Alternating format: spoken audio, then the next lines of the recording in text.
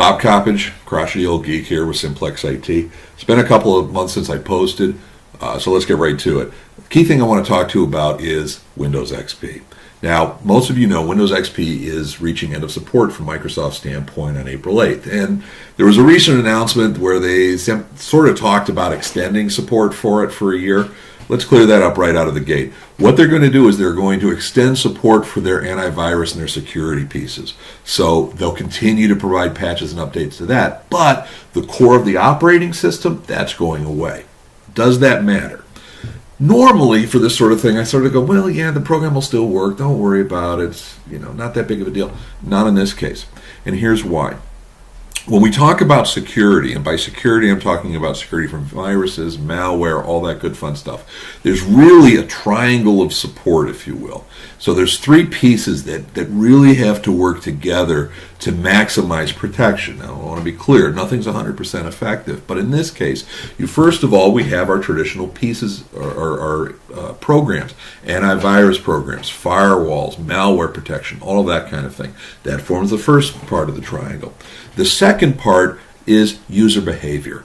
Don't go to that site. Don't click on that link. Don't download all that. Even though the AV software and stuff can protect us, nothing protects 100% from users who really, really want to look at things.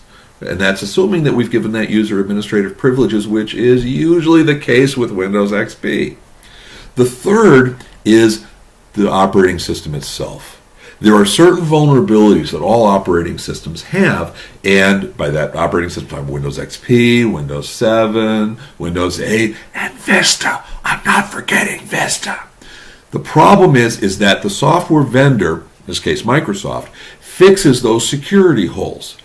The antivirus programs can't protect against these security holes that the operating system has, or at least not against all of them. So what will happen is we have these security holes that are in the operating system that the user won't protect against because the user has administrative rights. They may click on the wrong thing, and the antivirus program can't protect against it because it's that third leg of the triangle. Okay? So that vulnerability is going to just simply get expanded. And so a vulnerability will be discovered and no one will be there to patch it or protect it. And guess what will happen?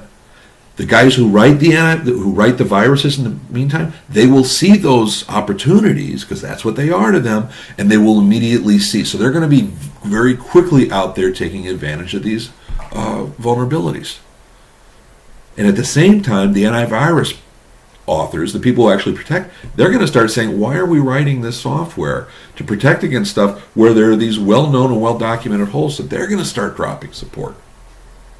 And then you take a look at some of the programs, such as the ransomware, where it essentially will cripple your software or cripple your computer until you pay this ransom. And that has been very, very financially successful for these guys.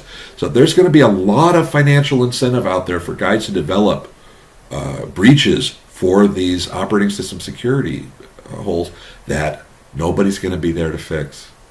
So in this particular case, Windows XP is going away, and if you are concerned about the security for your system, you need to go away from XP.